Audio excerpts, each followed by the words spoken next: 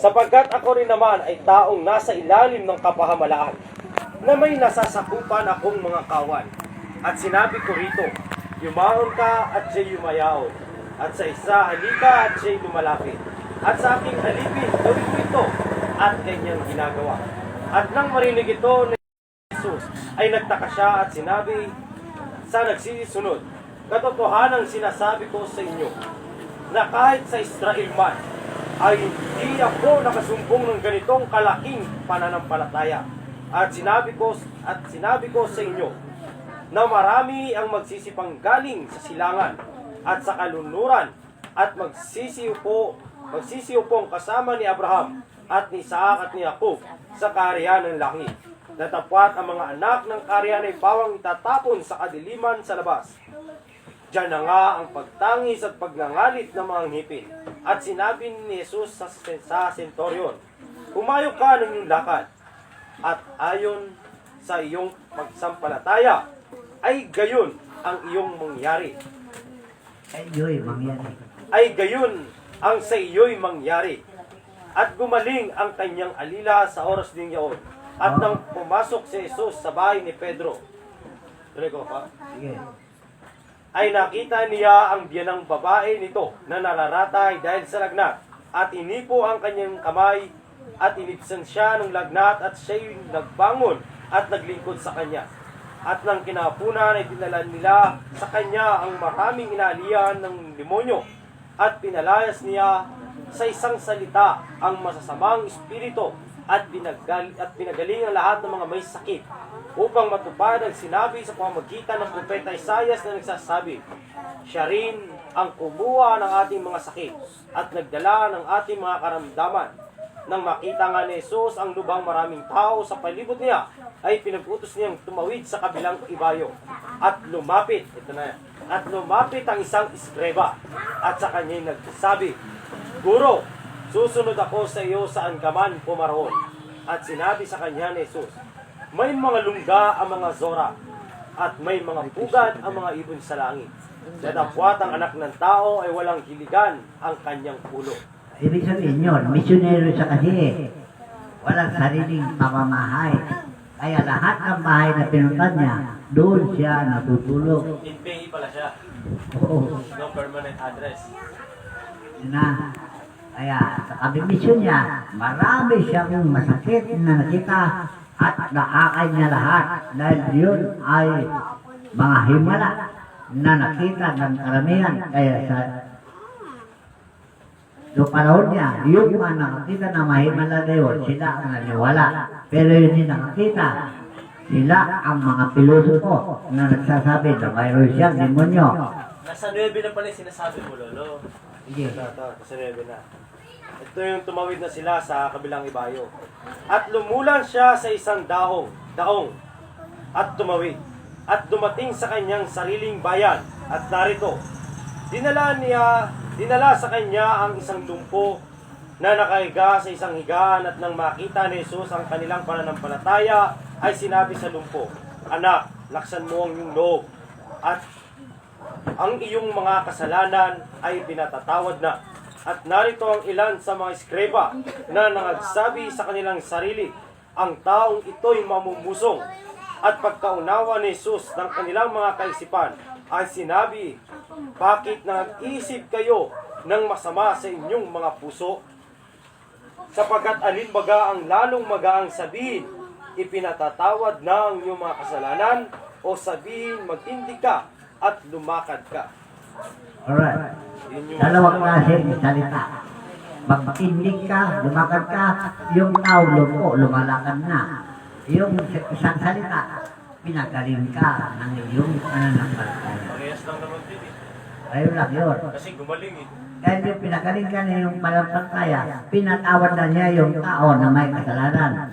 Kasi yung lumpo, meron siyang kasalanan na pinagbabayaran. Kaya, pinatawad na niya, kaya lumakad muli. Kaya, ang tao pinapatawad niya ay gumagaling. Okay?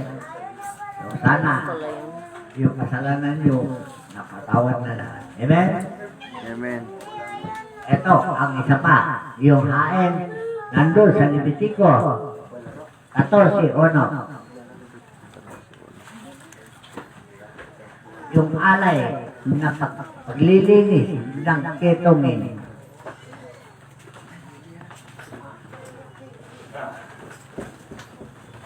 Levitico 14:1 pamagat. Handog sa paglilinis ng ketongin. O, ano yun? Ando, hindi ba ginawa natin yung alay? Ilan na naalayan dito? Marami na. Gumaling ba sila? Hindi na nakabalik. Ay, yung mga saksing... Kung ano nakita nyo, saksiyan nyo. Dahil yan ang sabi ng kasulatan, ang mga saksi ay nakakita ng katotohanan. Dahil ang mga hindi nakakita ng katotohanan, saksing sinungaling. Yun ang tinatawag na naninilang puri, intriguing against O Lord. Dahil sinisilanan na puri si Jesus, dahil siya raw ay demonyo. Matangin mo, pagalingin mo sa salita lang, gawa raw ng demonyo. O sige, basahin mo. Yung ketongin. Yung paglilinis ng ketong. Tatlong klase yan, ha? Ha? Una, pato-pato. Pangalawa, anong pangalawa? Yung kwago. Yung malaking mata. Oo nga, kwago. Kwago. Matapos yung pangatlo, iba na yun.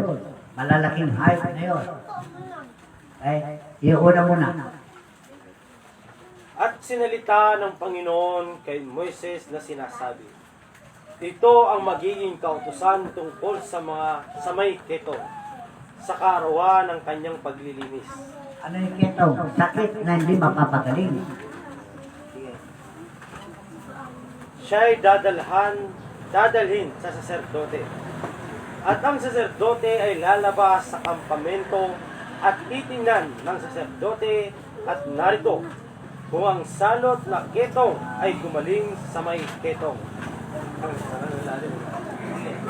At ipag-utos nga ng saserdote na ikuha siya ng lilinisin ng 2 ibong malinis na buhay at kahoy na sedro at grana at hisopo.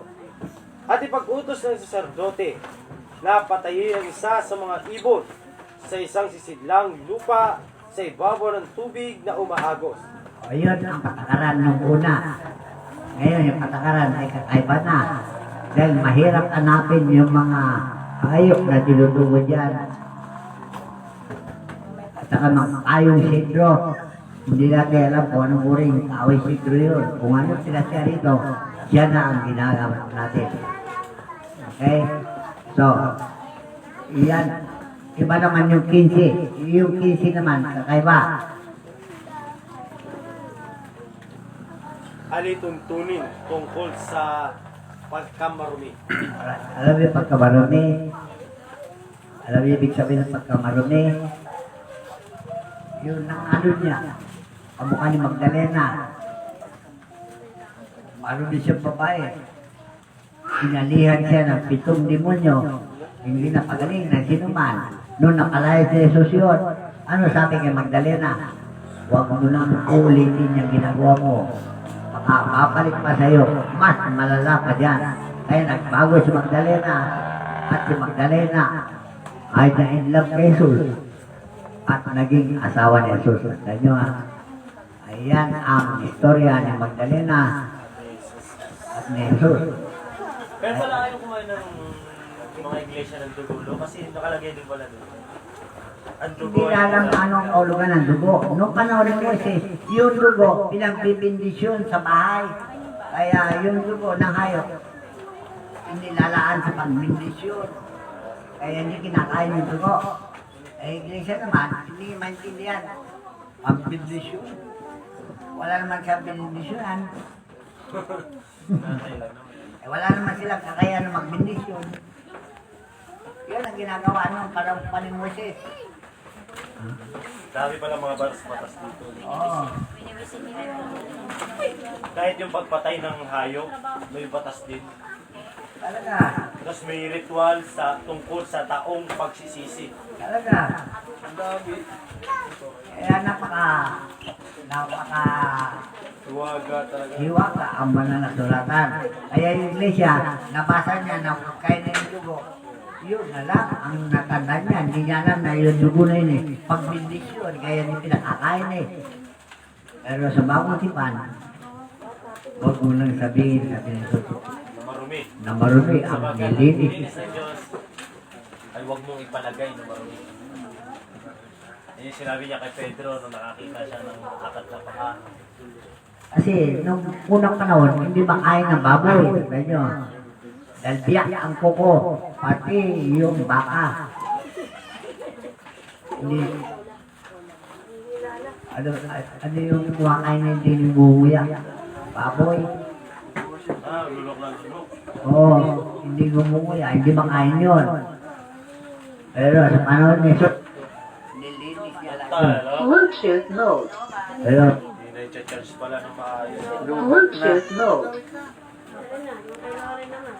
hello, Ganyan talaga. Ayan na, nag-charge na.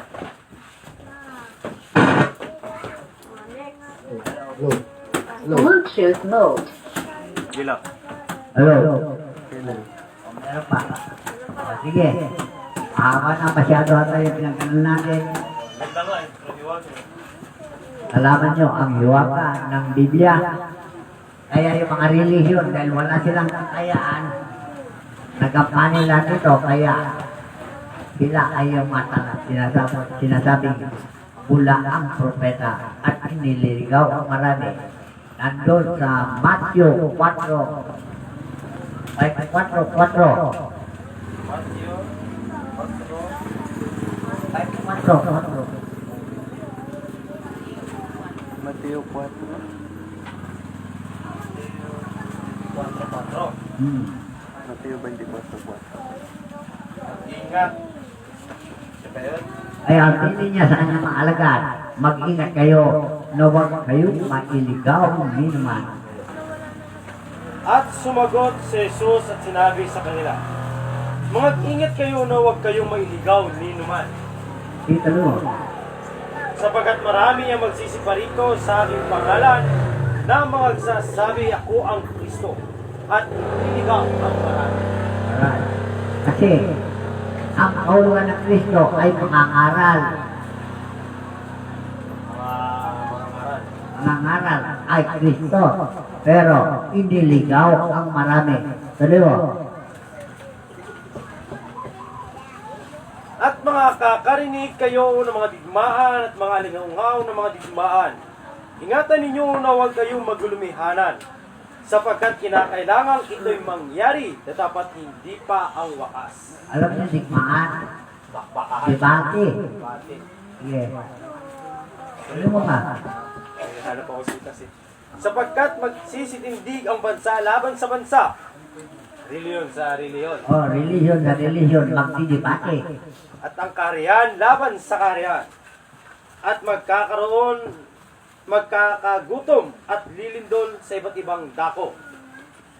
Datapwat ang lahat ng mga bagay na ito ay siyang pasimula ng kahirapan. Oh, iyan, nagagalit na ngayon sa ating panahonan. Tuloy mo. Kung magkagayo ibibigay kayo sa kapigatian at kayo'y papatayin at kayo'y kapuputaan ng lahat ng mga bansa dahil sa aking pangalan. At kung magkagayo'y maraming mga titisod at mga kakanuluhan ang isa't isa at mga kakaputan ang isa't isa at magsisibangon ang maraming bulaang propeta at kanilang ililigaw ang marami at dahil sa pagsagana ng katampalasanan ang pag-ibig ng marami ay lalamig. Yun. Dahil, siyempre, kanya-kanyang ligtas. Kaya yung pag-ibig na nangyayari, Wala na. wala na. Kanya-kanyang ligtas. Dadapwat ang magtiis hanggang sa wakas ay siyang maliligtas. Yun. Tuloy mo ba? at ipangangaral ang ebanghelyong ito ng kaharian sa buong sanglibutan sa pagpapatotoo sa lahat ng mga bansa. At kung magkagayoy, darating ang wakas. Ano yung magwakas? Ang kasamaan na Ang kasamaan ay magwawakas kung ipangalat na ang Ebanghelyo ni Kristo para matupad yung sinabi na ang dugo ko ay iwisik. Di ba yun? Kalat. Ang dugo ni Kristo ay iwisik. Ihugas sa mga tao. Ano yung dugo ni Kristo? Hindi ba yung bagong tipan? Ayan ang maglilinis sa ating mga pagkatao. Ang dugo ni Kristo ay siya ang bagong tipan. Kaya nung panahon niya, sinabi niya yon, walang naniwala. Dahil ang dugo na sinasabi nila, yun yung dugo material.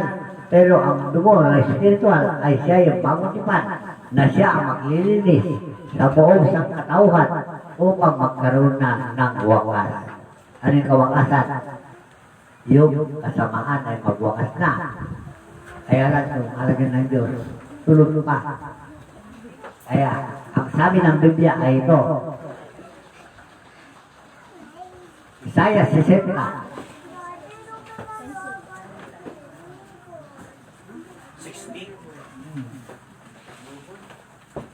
Isaiah 60, pamagat. Ang paghihiganti at pagliligtas ng Panginoon. Ayan, nagkakaroon ay paghiganti, kamatayan na marami at nililigtas niya ang mga lumalapit sa kanya. Amen? Dito lang mo. Ikaw ay bumangon, sumilang ka. Ayun nga. Kayo ay bumangon. Ay, hindi pala, mali na. Tayo ay bumangon, sumilang ka. Sapagkat Sumilang tayo, ang ako. liwanag ay dumating. At ang kalawalatian ng Panginoon ay sumikat sa iyo.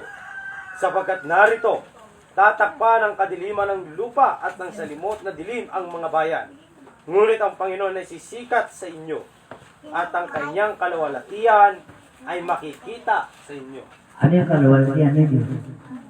Yung kapangyarihan ng pagmagawat, panghula, yan ay makikita sa atin. Amen? Amen. Pumangon na ba kayo? O nakahirara? Ay nga pa. Alam niyo ibig sabihin buwangon? Gumising na kayo? Aware. Ano ibig sabihin yung aware? Mayroon na ba kayo kamalayan sa nangyayari sa panahon natin? Are you aware about that? Ay, hindi na naman ako. Now, beware also. Bakit? Dahil maraming tao galit sa atin. Kagaya ng panahon nila, pinatay lahat ng mga apostol ng Panginoon, pati siya, pati si Pablo, pati si Rizal ay pinatay ng kanyang panahon na. Kaya iba natatakot na lumantad sa Facebook dahil takot silang papatayin. Pero di na alam, wala nang papatay sa atin. Diyos na ang papatay sa kanila. Kung tayo ay sisirain nila. Correcto. 3:16. Di ba nyo alam na kayo ang templo ng Diyos? Sino man, gibain niya ang templo ng Diyos. Siya ay igigiba ng Diyos. Sapagkat ang templo ng Diyos ay banal. At yan ay kayo. Amen? Amen. Kayo ba talaga templo ng Diyos? Hindi ko makapagpag. Huwag mo pa. Yes. Sasagot. Ngayon, gumising na kayo, mga templo. Dahil tinakpan na ang dilim, ang lupa. Paano masasawa kayo dilim na yan kung di kayo magliwanag? Hindi ba ang ilaw? Pag nasa kwarto, pag hindi mo sindihan, madilim ang kwarto. Ganyan, kadilim ang Pilipinas. Kaya yung ilaw ninyo, sindihan na ninyo. Amen? Amen po. Malung pa kayo. Ito, sabi ng Diyos. Matthew 24:45. Sino sa inyo ang aliping tapat at hindi matalino? Tiyok 24:45. Sino nga baga ang aliping tapat at matalino na pinagkatiwalaan ng kanyang Panginoon sa kanyang sangbayan upang sila'y bigyan ng pagkain sa kapanahunan? Mapala at ang aliping kung dumating ang kanyang Panginoon ay marat na siyang gayon ang kanyang ginagawa. Katotohanan ang sinasabi ko sa inyo, nasa kanya'y pagkakatiwala ang lahat niyang pag-aari. Alright. Yan tinatawag na transition of power. Yung kapangyarihan ng Ama, kapangyarihan ng Anak, ibibigay na sa atin. Amen? Kagaya na binigay niya sa kanyang mga apostol. Kung ano yung binigay ng Ama kay Jesus, ganun din, ililipat sa atin. Amen? Amen. Ayaw nyo? Kasi kayo, hindi tapat eh. Baka gusto, di na nangyayari. May gusto, pero may dahilan. Ayaw. Lahat. So, kung tayo lumantad na, para ang dilim sa sanlibutan ay hawi na, darating na ang paghahari ni Kristo. Dahil si Kristo ay liwanag. Hindi ba nakasulat niya sa Biblia? Ilaw na siya. Isisilang isang sanggol.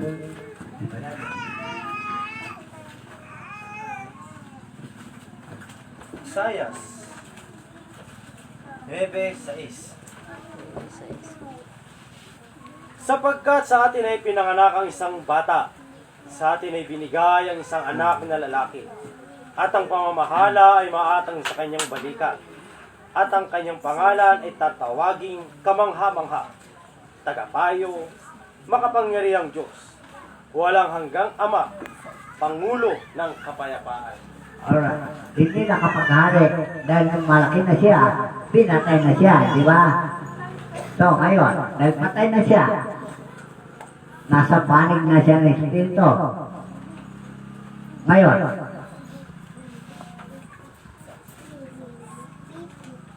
ilalagay ng Diyos ang panulok.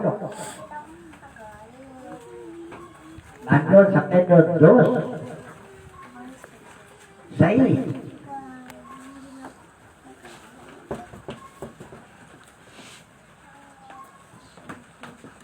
Unang Pedro 2:6.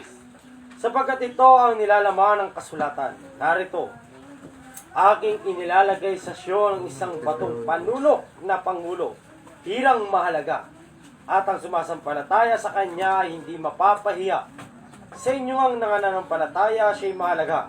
Datapwat sa hindi nangananampalataya, ang batong itinakwil na nagsisipagtayo ng bahay, siyang naging pangulo sa panulok, at batong katitisuran at bato na pangbuhay.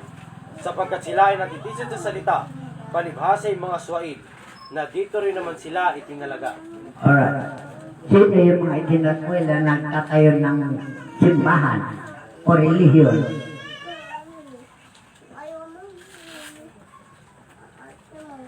Hindi ba si Jesus ang itinakwil? Pinatay siya dahil siya ang nakalagay sa tatsulok. Diyos Ama, Bata pa lang. Diyos Anak, Diyos Espiritu Santo. Yan ang tatsulok. Ngayon, patay na siya. Nasaan siya panig? Nasa panig na siya ng Banal na Espiritu. O sino papalit sa kanyang panig? Kayo. Tayo. Eh, hindi pa kayo missing. Nakalagay na, posisyon, bakante na yung panig niya eh. Tao. Tao na naging Diyos. Kayo, mga tao, ano sabi ng Diyos sa inyo? Awit. Kayo'y mga Diyos. 82:6. Kayo ay mga anak ng kataas-taasan. Diyos pala kayo eh. Awit 82:6. Pero hindi alam na tao na kayo yung mga Diyos talaga. Amen? Amen po. Yan ang pinaglaban ni Jesus. Nung pusigit siya, sabi ng Diyos, kung sino nakarinig na salita, ay sila ang tinutukoy, sabi niya. Hindi maniwala ng mga tao na siya ay Diyos. Kaya pinatay siya. Yan yung ang tanda. Kaya nagtakwil na nagtatayo ng relihiyon, siya ang naging bato sa panulok. Di ba? Bato na pala. Ngayon, Ano sabi ng Biblia? Kayo ang katawan ni Kristo. Espiritu na siya. Opo. O, sino ngayon yung katawan niya ngayon panahon natin? Tayo po. O, kayo na pala eh. Alam na ninyo na tayo ay nasa tulog na. Kaya lahat na maniwala sa atin, hindi napapay. Amen? Amen. Gumaling na ba kayo? Ay, masakit. May sakit pa. Magaling na ba siya? Ano po ba sabi?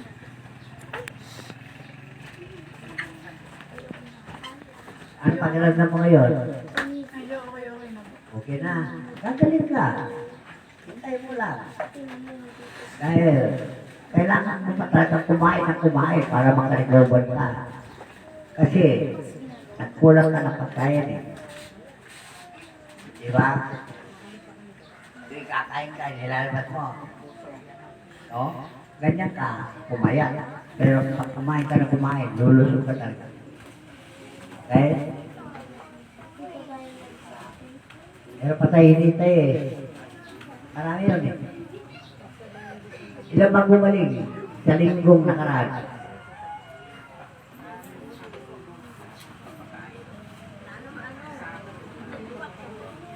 O Adel, Magagaling na sila, ay wala na.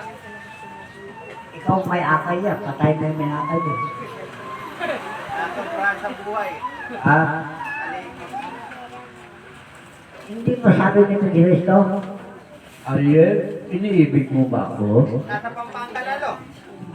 Uwi ng Pampanga, kinuha ng asawa. Galing na eh. Ganon. Babae na yun eh. Nakakalakad, okay na raw. Ang problema, kinuha na ng asawa, inuwi ng Pampanga. Eh, galing na kayo, inuwi na. O, sino pa yung iba dyan? Wala. Alam nyo, hiwa ka ito, nagdulti Ano sabi ng Panginoon? Pilitin nyo silang pumasok upang mapuno ang aking bahay. Alright, alam mo ba yun? Sa naroon? Ano po? Yung pilitin nyo silang pumasok para mapuno ang aking bahay. Kasi gusto ng Diyos na maligtas lahat ng tao. Ako'y nakagalitan dyan. Dahil nung bata-bata ako, isang hawak ko lang kayo, kakali kayo. Hinanap ng Diyos yung mga tao. Ano sabi niya sa atin? Alam, asan ba yung pinagaling natin? Dahil kaming dalawa ang nagpapagaling. Kagaya na Jesus. Pinasa kanina, di ba? Ang Diyos nasa akin, sabi ni Jesus, ganun din ang sasabihin ko sa inyo. Dahil, sige pa tayo. Hindi ko talaga mag-search. Lucas 14:23. At sinabi ng Panginoon sa alipin, pumarong ka sa mga daan at sa mga bakuran, at pilitin mo silang magsipasok upang mapuno ang aking bahay. Okay?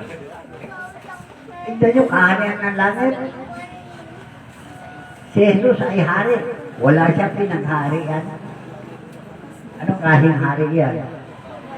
Hindi natin pinahalagaan na siya ay hari. Kaya sabi niya, pilitin mo para mapuno yung aking bahay. Ang karunto niya nandun sa Corinto. Pangalawa Corinto 12. Yung paglaki ng katawan ni Cristo.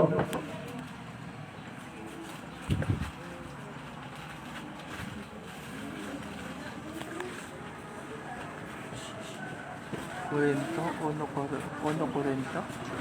Paglaki ng katawan ni Kristo. Nililigaw mo ba ako, Lolo? Efeso 4, mula sa 11 hanggang 13. At pinagkalooban niya ang mga iba na maging mga apostol at ang mga iba'y propeta at ang mga iba'y banghilista at ang mga iba'y pastor at mga guro. Sa ikasasakdal ng mga banal, sa gawain paglilingkod sa ikatitibay ng katawan ni Kristo. Hanggang sa abutin nating lahat ng pagkakaisa ng pananampalataya at pagkakilala sa anak ng Diyos. hanggang sa lubos na paglaki ng tao, hanggang sa sukat ng pangatawan ng kapuspusan ni Kristo. Alright. Kung alam ninyo kung ilan ang bilang ng katawan ni Kristo, 144,000 na banal. Alright. Ano sabi ng Diyos sa akin? Kung makuha mo ang one-third na populasyon ng iyong bansa, mananalo na tayo. Meron ba na tayo one-third? Wala pa nga eh. Wala po. Marami na.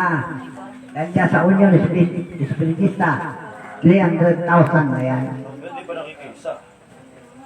Ah, Hindi pa nakikisa sa iyo. malapit na. Isang hudyat lang na espiritu yan. Pupunta sila rito.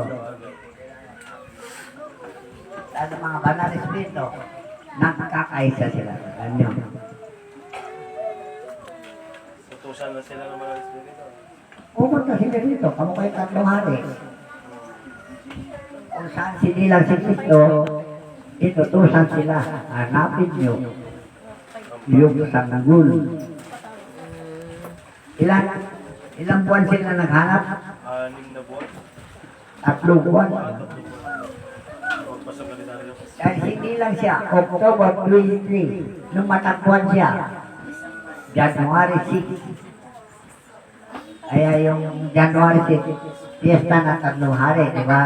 Dahil yun, ang una-unahan ang magsamba. Sol Gaspar Baltas. Nung matakbuhan nila siya, January 6 na. Di 3 buwan sila naghanap. Anong usapin sa paghahanap? Dahil 4 na hari yan eh. Melchor, Gaspar Baltas. Gaspar, Tama. Baltasar, pati si Herodes kasali. Ano sabi ni Herodes? Hanapin ninyo ang sanggol. Pag nakita ninyo, ibalik ninyo sa akin at ako'y paroon din upang sumamba. Noong natapuan yung 3 hari, dadaan sila sana doon kay Herodes eh. Sino sumalubog? Banal na Espiritu na siya si Gabriel Arcangel. Ano sabi yung Espiritu? Hoy, ayun 3 ingot. Parang ganun. Takay buhusan. Eh Herodes po, dahil yung kasunduan namin, sasambalaw siya pag matagpuan namin yung bata. Mga engot. Hindi nyo alam na ang pasya niya patayin yung bata. Ang ano ba? Eh paano hindi sila manghula? Eh nilalaw yung isip ni Herodes. Hindi siya sasama kundi patayin niya yung bata. Ngayon, ano sabi ng Espiritu? Duwan na kayo dyan sa mataan, sabi niya. Duwan na kayo dadando. Halimbawa, nandiyan si Herodes sa pangkal. Dito na kayo dadaan sa taal. Ganon. Kaya, hinihintay ni Herodes na dating sila. Hindi na dumating. Pero nabalita niya na nakita nila yung bata. Galit na galit si Herodes. Anong ginawa ni Herodes? Pumunta sa Jerusalem. Pinagpapatay niya ang mga bata. Mula sa 1 taon hanggang 2 taon. Patay lahat. Oh. Iyon pa yung matinong hari. Herodes. Sino may sakot ni Herodes? Hindi pa Katoliko Romano. Dahil ang buong lupain ng panahon yun ay naghahari. Yan tinatawag na Roman Empire. Imperyo ng Romano. Kaya nasubilang si Jesus, panahon ng imperyo ng Romano. Kaya, nung nabalikan niya, nasubilang ng isang sanggol. Hari ng mga Hudyo nakalagay dito. Sabi. May plano na siya, patayin agad. Dahil ayaw niya na masapawan. Isang baka, sapawan ako. Ako si Hari Herodes, mighty. Ayun, saan naroon ang ipinanganak ng hari ng mga Hudyo? Yan ang tanong ng Herodes. Dahil ayaw niya na magkaroon ng ibang hari, kundi siya lang. Doon siya nag-inggit. Si hari papalit para sa akin. Mawala na. Bata lang, kapalit. Hindi Hindi niya alam eh, mas mataas pa yung hari ni Kristo. Talaga. Kaya yung tinakwil na nagtatayo ng mga relihiyon ay siya ngayon yung nasa batong panulok. At sa batong panulok na yon, Doon siya itinatagpo. bakante na yon. Dahil nasa panig na siya ng Espiritu. Alam niyo batong panulok? Yung tinatawag na Sanctissima Trinidad. The power of three. Magnificent three. Magnificent ang Ama, magnificent yung Anak, magnificent ang Banal na Espiritu. Kaya tawag yan, Sanctissima Trinidad. Magnificent three. Ngayon, wala na siya sa panig ng tao. Nasa panig na siya ng Banal na Espiritu. Bilang Diyos. Diyos Ama, Diyos Anak, Diyos Espiritu Santo. Yan ang di paniwala ng mga tao na silang tatlo ay nagkakaisa. Amen? Sino kasi ang bodyguard ni Jesus? San Miguel, Arkanghel ang bodyguard niya. Okay, kaya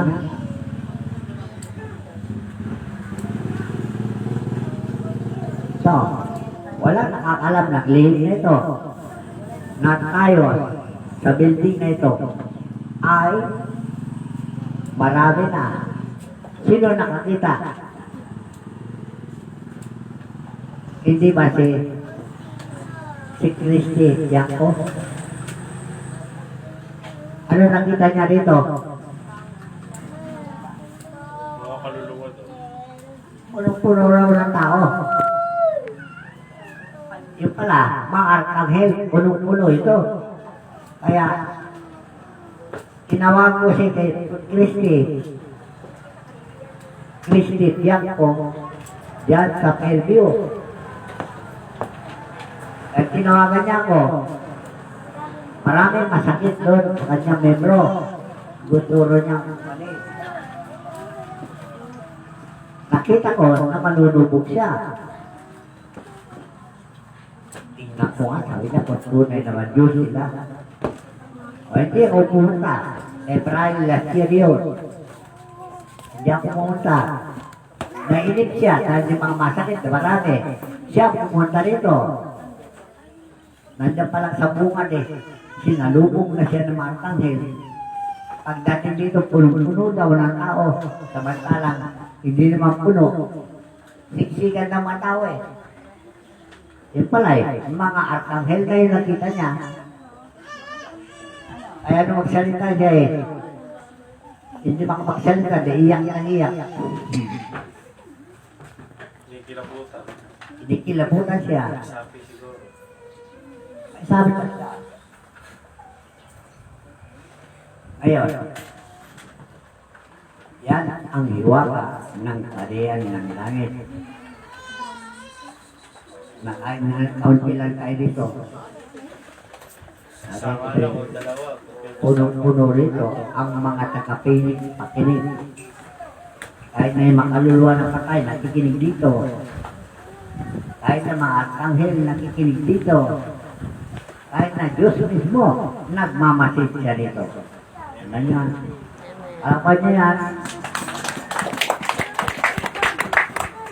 Sana, naintindihan nyo na kaunting pagpapaliwanag ko sa iwagan ng Biblia. Dahil wala nakaunawa, kundi tayo lahat. Dahil yan, eksklusibo na binigyan niya sa kanyang mga lagat. Di ba yung sinabi? Sa inyo, Pinagkaloob ang mga kaalam ng mga may hiwaga. pagkaloob sa inyo, makalam na hiwaga ng kalangitan. Pero dadapot sa iba, Hindi niya kahit nga nakikinig sila, hindi na maintindihan, kaya na binamasan na, hindi na maunawaan. Okay. Sabi mo ba? Eber, saan nakalagay yung Eber? Bible. Mateo.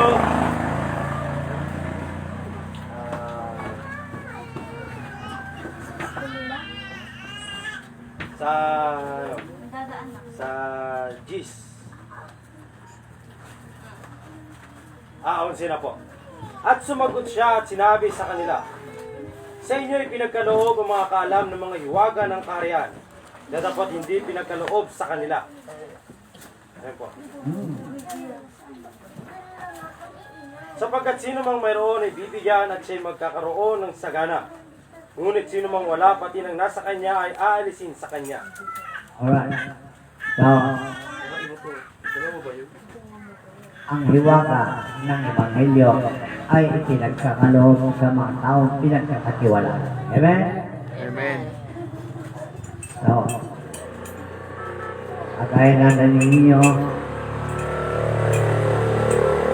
maikling pagpapaliwanag na nanaunawan nyo, pero ulitin ba yan?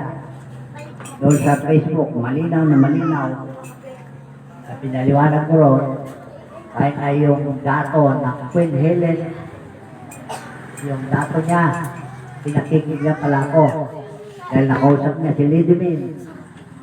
Astoria, sabi niya. Oo, pinakikig niya yung Facebook. Dahil lahat ng bagay, sabi niya, malinaw na pinaliwanag niya. Sabi yung dato.